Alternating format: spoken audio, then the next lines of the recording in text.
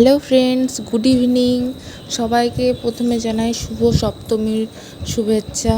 আর এই ভিডিওটা কালকে ছিল, কালকে আমরা টোটোয় করে ঠাকুর দেখতে গিয়েছিলাম রাতে।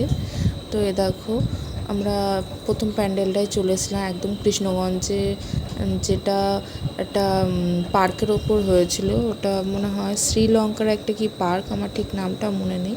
তো সেই থিমে হয়েছিল। তো তোমরাও দেখে নাও কেমন হয়েছে। ওখানে ঠাকুরটা তারাও দেখাচ্ছে, এ দেখো ঠাকুর, এই দেখো এটা পার্কের থিম। ট্রেন, টয় ট্রেন ছিল, তারপরে রোপওয়ে সব করেছে।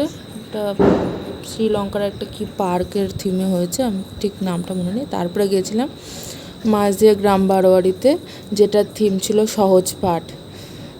বেশ সুন্দরই লাগলো এটা আমার কাছে। বাচ্চাদের পড়াশোনা যেভাবে শুরু হয় যেখান থেকে, সেই সব নিয়েই এটার থিম। এখানে আবার ওই দেখো ও আটা সব আছে, সব রকম বাচ্চাদের পড়ার যে ভিতটা, সেই ভিতের ওপর নির্ভর করে ওটার থিম ছিল। তারপর চলে গেছিলাম ফুটবল খেলার মাঠে। এ দেখো এই প্যান্ডেলটা যা সুন্দর লাগছিল।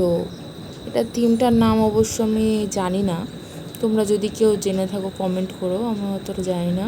তো তখন ওখানে অর্কেস্ট্রা চলছিল প্রায় শেষের দিকে, কারণ আমাদের যেতে যেতে প্রায় 11টা বেজে গেছিলো। আর 11টার পরে অর্কেস্ট্রার বন্ধ হয়ে যাবে, সেটা অ্যানাউন্স হচ্ছিলো তখন।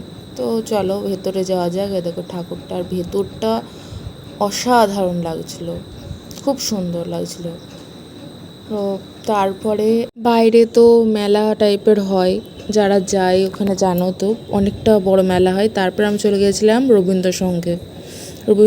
এবার থিমটা কিন্তু খুব সুন্দর করেছে, দেখো তোমরাও দেখো। এবারটা পুরো অন্যরকম। আমাদের মাঝদিয়ার এদিকে এরকম থিম সচরাচর দেখা যায় না, থিমটা খুব সুন্দর হয়েছে। তারপরে চলে গেলাম আমরা ইউনিয়ন বোর্ডে। এবার মহাকালের মন্দির নাকি একটা করেছিল, পুরোপুরি করা হয়নি, আমার ফোনে করা হয়েছিল না। তো মন্দিরটা সত্যি খুব সুন্দর লাগছিল। আরও অনেকগুলো ঠাকুর প্যান্ডেল দেখেছিলাম, কিন্তু সবগুলো ভিডিও করা হয়নি। তো ভিডিওটা এই পর্যন্ত।